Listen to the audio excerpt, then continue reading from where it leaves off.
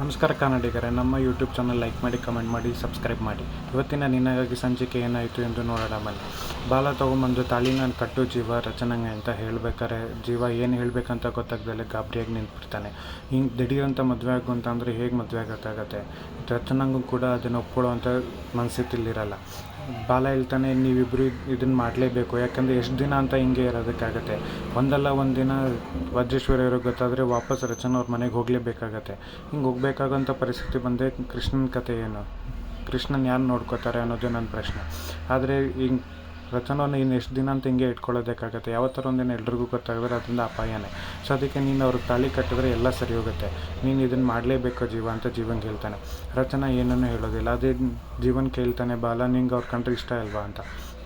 ಅದಕ್ಕೆ ಜೀವ ಹೇಳ್ತಾನೆ, ನಂಗೆ ಅವ್ರು ಕಂಡ್ರೆ ಇಷ್ಟನೇ, ಆದರೆ ಅವ್ರ ಒಳ್ಳೆ ಮನಸ್ಸಿಗೆ ನಂಗೆ ಇಷ್ಟನೇ ಹೊರತು ಬೇರೆ ಯಾವ ಕಾರಣಕ್ಕೂ ಅಲ್ಲ. ಅದಕ್ಕೆ ಕೃಷ್ಣ ಅಳೋದಕ್ಕೆ ಶುರು ಮಾಡಿದಾಗ ಜೀವ ಹೇಳ್ತಾನೆ, ನೋಡು ಮಗಳೇ, ನಿನಗೆ ಇದನ್ನು ಅರ್ಥ ಮಾಡ್ಕೊಳ್ಳೋಂಥ ವಯಸ್ಸು ನಿಂದಲ್ಲ. ನಿಂಗೆ ಅರ್ಥ ಆಗಬೇಕಾಗಿರೋಂಥ ವಯಸ್ಸಿಗೆ ನಿಂಗೆ ಅರ್ಥ ಆಗುತ್ತೆ. ಈಗ ಅಮ್ಮ ಬೇಕು ಅಂತ ಹಠ ಮಾಡಬೇಡ ಕೃಷ್ಣ ಅಂತ ಜೀವ ಹೇಳ್ತಾನೆ. ರಚನಾ ಅದನ್ನು ನೋಡ್ತಾ ನಿಂತಿರ್ತಾಳೆ. ರಚನಾ ಅದಕ್ಕೆ ನಾನಿಲ್ಲೂ ಹೋಗಲ್ಲ, ನಾನು ಇಲ್ಲೇ ಇರ್ತೀನಿ, ನಾನು ಯಾವ ಮನೆಗೂ ಹೋಗಲ್ಲ, ಏನೂ ಇಲ್ಲ, ನಾನು ಇಲ್ಲೇ ಇರ್ತೀನಿ ಅಂತ ಹೇಳ್ತಾಳೆ. ಆಗ ಕೃಷ್ಣ ಹೋಗಿ ರಚನಾನ ತಪ್ಕೋತಾಳೆ. ಬಂತೆ ಜೀವ ಕೃಷ್ಣಂಗೆ ಹೇಳ್ತಾನೆ, ನೀನು ಇದಕ್ಕೆಲ್ಲ ತಲೆ ಕೆಡಿಸ್ಕೋಬೇಡ ಬೇಬಿ, ನಿಂಗೆ ಅಮ್ಮ ಬೇಕಲ್ಲ, ಏನೊಂದು ಮಾಡಿದ್ರೆ ಆಯಿತು. ಬಟ್ ನೀನು ಹಿಂಗೆ ಅಳ್ತಾ ಇದ್ದರೆ ನಾನು ಅದನ್ನು ನಾನೇನೂ ಮಾಡೋದಕ್ಕಾಗಲ್ಲ ಅಂತ ಹೇಳಿ ಜೀವ ಹೊರಟ್ಬಿಡ್ತಾನೆ. ಇಲ್ಲಿ ರಚನಾ ಕೃಷ್ಣನ ಸಮಾಧಾನ ಮಾಡೋಕ್ಕೆ ಹೋಗ್ತಾಳೆ. ಆಗ ಕೃಷ್ಣ ಕೇಳ್ತಾಳೆ ರಚನೆಗೆ, ಯಾಕಮ್ಮ ನಿನಗೆ ನನ್ನ ಬೇಬಿ ಅಂದರೆ ಇಷ್ಟ ಇಲ್ವಾ ಅಂತ ಕೇಳ್ತಾಳೆ.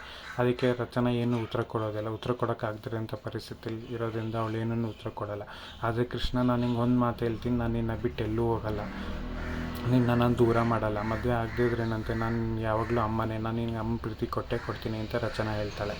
ಇಲ್ಲಿ ತೇಜ ಅವ್ರ ಹತ್ರ ಮಾತಾಡ್ತಿರ್ತಾನೆ. ಅವಳು ಹೇಳ್ತಾನೆ, ನಂಗೆ ರಚನಾ ಬರಬೇಕು, ನಾಳೆನೇ ಮನೆಗೆ ಬರಬೇಕು ಅವಳು, ನಾನು ಹಿಂಗೆ ಕತ್ಲಲ್ಲೇ ಇರ್ತೀನಿ ಅಂತ ಹೇಳ್ತಾಳೆ.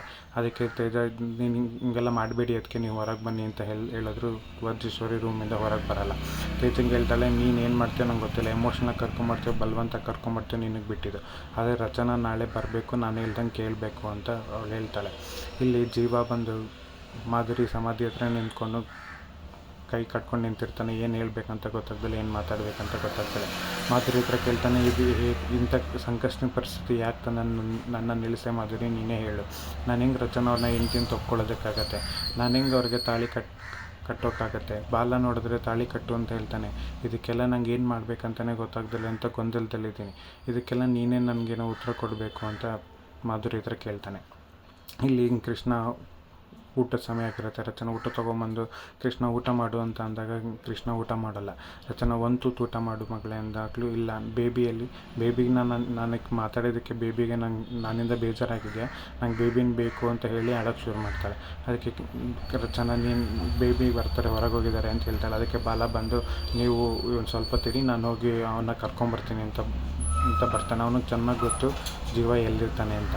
ಜೀವ ಕೇಳ್ತಾರೋ ಪ್ರಶ್ನೆಗಳನ್ನ ಬಾಲ ಹಿಂದೆ ನಿಂತ್ಕೊಂಡು ಕೇಳಿಸ್ಕೊಂಡು ಹೇಳ್ತಾನೆ, ನೀನು ಇದಕ್ಕೆ ಒಪ್ಕೊಳ್ಳೇಬೇಕು ಜೀವ ಅಂತ ಹೇಳ್ತಾನೆ.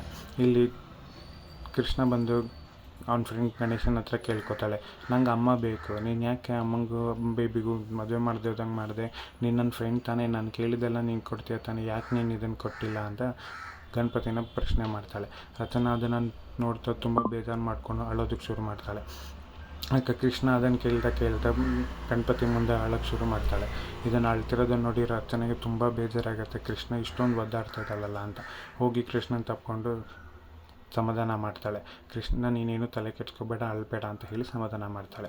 ಇಲ್ಲಿ ಜೀವಂಗೆ ಬಾಲ ಹೇಳ್ತಾನೆ, ನಾನೊಂದು ಪ್ರಶ್ನೆ ಕೇಳ್ತೀನಿ, ಮಾಧುರಿ ಜಾಗ ಮಾಧುರಿಗೆ ಇರಲಿ, ಯಾವತ್ತಿದ್ರೂ ಮಾಧುರಿ ಜಾಗ ಮಾಧುರಿಗೇ ಇರುತ್ತೆ, ಆದರೆ ರಚನೆಗೂ ಅದಲ್ಲೊಂದು ಚೂರು ಜಾಗ ಕೊಡು ಅಂತ ನಾನು ಹಿಂಗೆ ಹೇಳ್ತಾ ಇರೋದು. ನಿಂಗೆ ಯಾಕೆ ಇದು ಅರ್ಥ ಆಗ್ತಾಯಿಲ್ಲ? ಎಲ್ಲ ವಿಷಯನೂ ಬಂದು ಹೆಣ್ಮಗಳದವಳು ಅಪ್ಪನ ಹತ್ರನೂ ಹೇಳ್ಕೊಳ್ಳೋದಕ್ಕಾಗಲ್ಲ, ಕೆಲವೊಂದು ವಿಷಯ ಅಮ್ಮನ ಹತ್ರನೂ ಹೇಳ್ಕೊಳ್ಳೋಂಥದ್ದಿರುತ್ತೆ. ಆ ಪ್ರೀತಿ ಕೊಡೋರು ಯಾರು? ನೀನೇ ಹೇಳು. ನೀನು ಇದನ್ನೆಲ್ಲ ಅರ್ಥ ಮಾಡ್ಕೊಳ್ದರೆ ಮದುವೆ ಆಗಲ್ಲ ಅಂತಂದರೆ ಇದು ಸರಿಯಲ್ಲ ಜೀವ. ನೀನು ಮದುವೆ ಆಗಬೇಕು, ಮದುವೆ ಆಗಿ ಅವ್ರಿಗೊಂದು ಜಾಗ ಕೊಡಬೇಕು, ಇದು ನಿನಗೆ ಬಿಟ್ಟಿದೆ.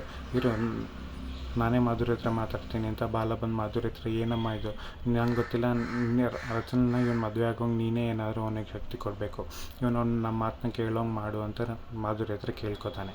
ಇಲ್ಲಿ ಕೃಷ್ಣ ಅಪ್ಪ ಬರ್ದಲೆ ಊಟ ಮಾಡ್ದಲೆ ರಚನೆನ ಹತ್ರ ಹಾಗೆ ಮಲಗಿರ್ತಾಳೆ. ಅಲ್ಲಿಗೆ ಜೀವ ಬರ್ತಾನೆ. ಜೀವ ಬಂದಾಗ ರಚನೆ ಹೇಳ್ತಾಳೆ, ಅವಳು ಊಟ ಕೂಡ ಮಾಡಿಲ್ಲ ನೀವಿಲ್ಲ ಅಂತ ಹೇಳ್ತಾಳೆ. ಅದಕ್ಕೆ ಆಯಿತು ಕೊಡಿ ನಾನೇ ತಿನ್ನಿಸ್ತೀನಿ ಅಂತ ಜೀವ ತಟ್ಟೆ ತೊಗೊಂಡು ಕೃಷ್ಣನಿಗೆ ಊಟ ಮಾಡಿಸ್ತಾನೆ.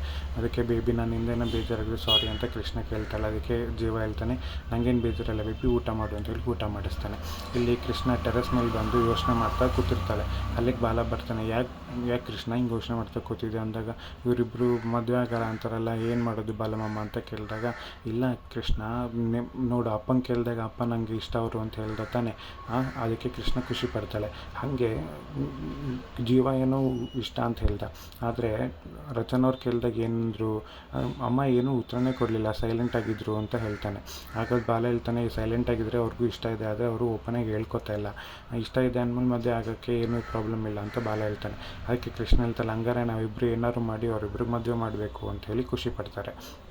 ಇಲ್ಲಿ ತೇಜನ್ ಹೆಂಡತಿ ಬಂದು, ಅಕ್ಕ ನೀವು ಹೊರಗಡೆ ಬನ್ನಿ, ನೀವು ಹಿಂಗೆ ಇರಬೇಡಿ, ನೀವು ಹಿಂಗಿದ್ರೆ ನಮಗೆ ಕಷ್ಟ ಆಗುತ್ತೆ ಅಂತ ಹೇಳಿ. ಅದಕ್ಕೆ ಅವಳು ನಾವು ಹೋಗಿ ಅವಳ ಕರ್ಕೊಂಬರ್ತೀವಿ, ಎಲ್ಲ ಇದ್ದು ಕೋಪ ಮಾಡ್ಕೋಬೇಡಿ, ಸಿಟ್ಟು ಮಾಡ್ಕೋಬೇಡಿ ಅಕ್ಕ ಅಂತ ಹೇಳ್ತಾಳೆ. ಇಲ್ಲ ನಂಗೆ ಅದೆಲ್ಲ ಗೊತ್ತಿಲ್ಲ, ಅವಳು ಇಲ್ಲಿಗೆ ಬಂದ್ರೇ ನಾನು ಸರಿ ಹೋಗೋದು ಅಂತ ವಜ್ರೇಶ್ವರಿ ಕಡಾಖಂಡಿತ್ವ ಕಡ್ಡಿ ಮುರಿದಂಗೆ ಹೇಳ್ಬಿಡ್ತಾಳೆ. ಇಲ್ಲಿ ಬೆಳಗಾಗ್ತಿದ್ದಂಗೆ ಜೀವ ಇನ್ನೂ ಎದ್ದಿರಲ್ಲ. ಅವನು ಎದ್ದು ಕಂಡುಬಿಡೋ ಅಷ್ಟರಲ್ಲಿ ಫೋನ್ ನೋಡ್ತಾನೆ, ಆಲ್ರೆಡಿ ಟೈಮ್ ಆಗೋಗಿರುತ್ತೆ. ಇಷ್ಟು ಲೇಟಾಗಿ ಎದ್ನ ನಾನು ಅಂತ ಹೇಳಿ ಎದ್ದು ಆಚೆ ಹೋಗ್ತಾನೆ. ಅಷ್ಟರಲ್ಲಿ ರಚನೆ ಸ್ನಾನ ಮಾಡಿ ಕೃಷ್ಣನಿಗೂ ಸ್ನಾನ ಮಾಡಿಸಿ ಅವಳಿಗೆ ಸ್ಕೂಲಿಗೆ ರೆಡಿ ಮಾಡಿ ತಲೆ ಬಾಚ್ತಾ ಇರ್ತಾಳೆ. ಅವಳು ತಲೆ ಬಾಚೋದನ್ನು ಜೀವ ಸ್ಕ್ರೀನ್ ಮರೆಯಿಂದ ಅವಳನ್ನ ನೋಡ್ತಾ ಇರ್ತಾನೆ. ಇದನ್ನು ನೋಡ್ಬೇಕಾದ್ರೆ ಬಾಲ ಅವನ್ನ ನೋಡಿ ಅಬ್ಸರ್ವ್ ಮಾಡ್ತಾನೆ, ಇವನೇನು ಎದ್ದು ಬಂದು ರಚನೆನ ಹಿಂಗೆ ನೋಡ್ತಿದ್ದಾನಲ್ಲ ಅಂತ. ಮುಂದೆ ಏನಾಗುತ್ತೆ ಎಂದು ಕಾದು ನೋಡೋಣ.